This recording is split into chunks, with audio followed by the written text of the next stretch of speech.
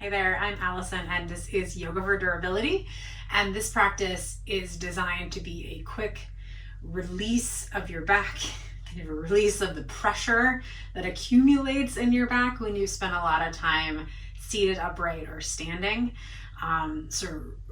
We evolved from a species that was more four-legged, and as we have become the species that stands upright, our spine, unlike many other animals, are subjected to downward pressure of gravity. So the longer we sitting, you'll definitely feel it because your hips are being held in place, and then there's kind of this pressure down into your hips. So you definitely can feel it there when you're sitting, but also when you're standing for long periods of time. You can start to feel this kind of pressure scenario building up within the discs in your spine. And throughout a lifetime, that leads to kind of this lack of hydration, this lack of suppleness to the discs. So we want to move the spine in scenarios where we've been seated for a long period of time, but not necessarily sitting upright or standing. So what this is gonna be is a short practice where we're just gonna lay on our back and maybe do a little bit of work in table where gravity is not pressing down on the top of our head and shoulders, pushing our spine down towards our hips. We're gonna change that a little bit and then move it so that we start to circulate a little bit of fluid into the disc and change that pressure that builds inside the disc from those long-held compressed postures from gravity. So for this practice, what you're going to need is a yoga block. You could use a yoga block for all of the things we're going to do. You could also use a foam roller, and you could use that for all of the things that we're going to do. Or you could use a thick rolled up blanket or a thick mat. So you do want it to be thick so it kind of resembles a foam roller, so there's some space there. But anything in that category, block, foam roller, blanket, will work, and you can use it for the duration of the practice. So don't overthink it. This is just meant to be something that you can kind of jump right into. So come onto your back. So once you get out of the car, one of the best things you can do is kind of change that situation right away, that downward pressure on your spine. So laying on your back, really helpful. And then for this one, I would recommend constructive rest. So you'll start with your feet flat on the floor, knees bent. You'll let your knees come in and then keep your feet where they are, but kick your heels out slightly. And then you might separate your feet a little bit, but heels are just slightly out further than your feet there. And then lift one shoulder up and tuck your shoulder blade on your back, and then the other side. And then take your arms out, and don't be afraid to take up some space. That way your shoulders can just lie flat against the floor. And we'll stay here for about 10 breaths. And really the goal here is just to intentionally start to soften the back of your body against the support. So rather than holding yourself upright here, you're just starting to sense this ability to lean into the floor, almost as if the skin of the back of your body could just kind of sink a millimeter by millimeter into the mat or the floor that you're resting on. And don't expect it all to happen at once. We're just slowly making that transition away from compression, from gravity, to this more decompressed position of the spine as you rest your spine on the floor. And take just another breath in and a breath out. Cool. And then grab your prop, whatever you're using, and we're going to start with this guy up under your upper shoulders. So I'm going to use the foam roller here. You can use a block. A block will work just fine, and so will the rolled up blanket or your mat. Just make sure it's thick. So you're going to take the roll of the prop, whatever you have, up on your back, interlace your fingers behind your back, fold your elbows in, and then lean your head back. So what I want you to do here is stay upright enough that you feel the support of your lumbar spine. Your core is engaging here so that the skin of your lower back is dropping towards the floor. It might not touch the floor. That's fine. But what your front ribs drawing back. So we're going to try to keep the support of the lumbar spine and just lean the rib cage back. So elbows tuck in, head is nice and heavy. Keep your front ribs drawing toward your pubic bone, lower back, reaching towards the floor, and then slowly start to lean back. So you're going to tuck your chin in slightly, press the back of your head into your hands, and feel how your lower back is still dropping towards the floor so that it's forcing your upper spine to bend back. And don't expect that it's going to move very far. The bony structures there are not going to let it go far. But we're just trying to kind of, rather than creating an arch in your lower back, which is probably already achy from the trip, right, to create the arch in your rib cage here as you gently lean back. And you might even pulse up and then back into that back bend a little bit. But the key here is not to just let your head drop back and let your ribs flare, because most of that movement is actually going to be coming from your lower back. So we're really trying to isolate the upper back here as you lean your head back. And then slowly roll down your spine a little bit. So now I'm kind of at the bottom tips of my shoulder blades. Same thing, I'm going to cinch in around the waist till my front ribs drawing back. And then I'm just going to start to lean and ask for that range of motion to come from my head. Chin is slightly tucked, head pressing back, causing my rib cage to just slightly, gently bend over the prop. And then you might even pulse there a little bit, kind of come up and then come back down. But again, key here is in using your core to support your lower back, which you may or may not have been doing very good at as you've been seated in the car or at your desk. So just sort of reinstilling that support there in the lumbar spine as you're mobilizing the thoracic spine. And then roll down a little bit more so you're at chest strap level, maybe just a little bit above. Cinch in around your belly, lower back drops towards the floor, chin slightly tucked, and then press your head back into your hands and just sensing that your front ribs are drawing back gently. There's this ability to kind of bend just a little bit over the foam roller or over the prop, and then maybe just a couple of pulses there. So again, this is a twofer. This is a really good one because it reinstalls the support, reinforces the support around your lumbar spine as you're opening up through the thoracic spine. Good. And then from there, you're going to come up, maybe roll over to your side, take the prop out from underneath you, come onto your back, and just take a moment there, lying flat on the floor, just to again sort of unload that pressure, sensing that support.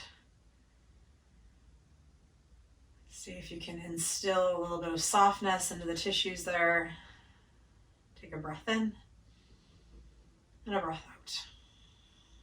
Nice. Now we're going to use the same props. You can use your foam roller, you can use your block, and we're going to come into restorative bridge. So coming off my mat there, bend your knees, feet to the floor. You're going to put the block on either its lowest height or its second highest height under the back of your hips. So it's not in your lower back. It's under the back of your hips, kind of at the top part of the fleshy part of your glutes there, just above kind of what you think of as being the glute max. But this is still glute max right here by the sacrum. And then rest your hands. Tuck your shoulders in underneath you there. And again, just take a few moments here to sense the skin of your lower back just kind of softening a little bit as the pressure around your spine and your lower back starts to change, right? Because now your hips are higher than your rib cage.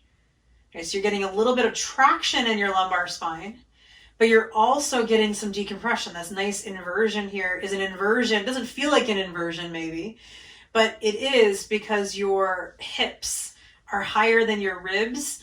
So there's a reversal of the gravity that's happening in your lower back. So now the higher point is kind of letting there be a little bit of lightness to this part that's usually being pressed down on. So you're turning that gravity scenario upside down here. So really helpful for that. And then just find another couple of breaths here as you soften your hips and let your hips lean into the block. See if you can sort of even visualize the tissues on the sides of your spine softening there. And take a nice big breath in and a breath out. And then draw your right knee in towards your chest. Make sure you're not going to fall off the block. Take your hands around your right shin and then straighten your left leg out. Bring your left foot to the left heel to the floor. So even if your left knee is a little bit bent there, don't let it hover in space. And then imagine somebody was grabbing your left ankle and pulling it forward. Keep your heel on the floor, but press your left heel forward, away from your head. Draw your right knee in a little bit closer. Keep the energy in your legs moving in opposite directions there, but soften your hips and your lower back. So you're reaching out through your legs, but letting your hips and your lower back lean towards the floor. And start to feel that on the front of the left hip. Getting into the deep hip flexors, which have a tendency to get a little bit tight whenever you've been sitting for long periods of time. So this can be really helpful there. And then take a couple of breaths where you just soften everything. Soften your left thigh. Maybe bend your left knee and shake your left foot a little bit from side to side. Just kind of let it be very passive. Breathe in. Breathe out. And then release your right leg. Bring your left foot to the floor, right foot to the floor. Hug your left knee in towards your chest. We'll start out with the active variation. Take your right leg forward. And then imagine you're pressing your right heel away from your head. Reach through your right heel. Draw your left knee in a little bit closer. Keep the energy of your legs reaching away from each other there. But see if you can soften your hips and let them lean into the block. See if you can soften your lower back and let it just kind of sag. Keep the energy in the legs. Soften the hips. Soften the lower back. One more breath like that. And then as you exhale, let everything soften. So shake your right foot a little bit from side to side. Soften your right thigh. Just kind of let the right thigh be heavy. Feel everything just kind of descending. Take a breath in. And a breath out. Nice. And then bring your feet to the floor, knees bent. Take your hips off the block. Bring your hips down, feet to the floor, feet as wide apart as the edges of your mat. Hips to the floor, and then just rock your knees from side to side. A little bit of lubrication into the SI joint, a little bit of lubrication also into the hips. Good, and then bring your feet back up. Draw your right knee in towards your chest. Take your right arm to the inside of your right leg and grab onto your right foot. Keep your left knee where it is, left foot on the floor, left knee bent. And then start to bring your right foot right over your right knee. And as you do that, you'll notice you kind of lean to the right side a little bit. That's not a bad thing, but see if you can minimize it. See if you can kind of level out your pelvis. And then keep your left foot on the floor, but roll onto the pinky toe edge as you let your left knee drop out to the side. You can take your left hand and put it just on your upper inner left thigh there. You're not pressing down. You're just kind of giving it a little bit of extra gravity there. And then as you do this, see if you can kind of press your tailbone towards the floor and notice the curve of your lower back just gently peeling away from the floor. So again, you're using your lumbar stability. You're using your lower back muscles, your core muscles, to stabilize the lumbar spine as you're mobilizing the hips. So if you've been seated for a long period of time, it's helpful to get the hips moving too so that they don't put a bigger mobility demand on your lumbar spine. The tighter your hips are, the more it forces your lumbar spine to move. And that much movement in your lumbar spine can be very irritating to the structures in the spine if you're not using core support. So here again, a twofer, mobilizing the hips as well as stabilizing your lumbar spine. Take a nice big breath in. And then as you exhale, release that position, bring your right foot to the floor, and then do the same thing on the left side. Bring your left knee in, grab onto your left foot, stack your left foot over your left knee or close to it, and then roll onto the pinky toe edge of your right foot so your right knee falls to the side. And then if it feels okay, you can bring your right hand to rest on your upper right thigh and just soften your whole right shoulder. So you're just letting your hand be heavy there. Once you get into that position, see if you can press your tailbone down slightly and feel the slightest bit of arch in your lumbar spine. It's not much. You might still feel your lower back on the floor, but you should feel like it's creating a little bit of that support and lift. You're restoring the natural curve of your lumbar spine, which most likely you were not doing while you were sitting in a car for a long period of time. So here's a really nice way just to kind of remind your spine that that curve is supposed to be there while decompressing the spine, while mobilizing your hips. Take a nice big breath in there. Good. And then exhale, release that. Hug your knees in, rock yourself up. Now we'll come into table pose. Again, in this position, the gravity is now pressing down on you from this direction, right? So it's not pressing down on you from your head. So here again, we can move the spine around without creating a lot of irritation, and also stimulating that uptake of fluids. So the discs get their hydration from the tissue around them when you move those tissues. So here we're taking the gravity out of the equation, and now a couple of rounds of cat and cow. So as you inhale, extend your spine, look up, and as you exhale, press and round, stretch the skin on your back in between your shoulder blades. Inhale, extend your spine. Exhale, press into the floor, round your back. And then one more time, inhale, extend your spine. And exhale, press and round.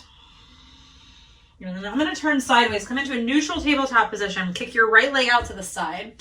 If you can bring the whole bottom of your right foot to the floor, awesome. If not, it's fine to have it up.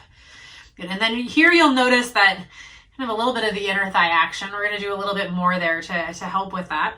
So take your right arm to the right and then thread it through under your left arm and reach as far as you can towards the left side of your mat. See if you can kind of rock your hips forward and back there. Find a good stretch on your inner thigh. And then also noticing here, maybe come down onto your elbow. Maybe you can come a little bit lower, maybe onto your shoulder, maybe your head.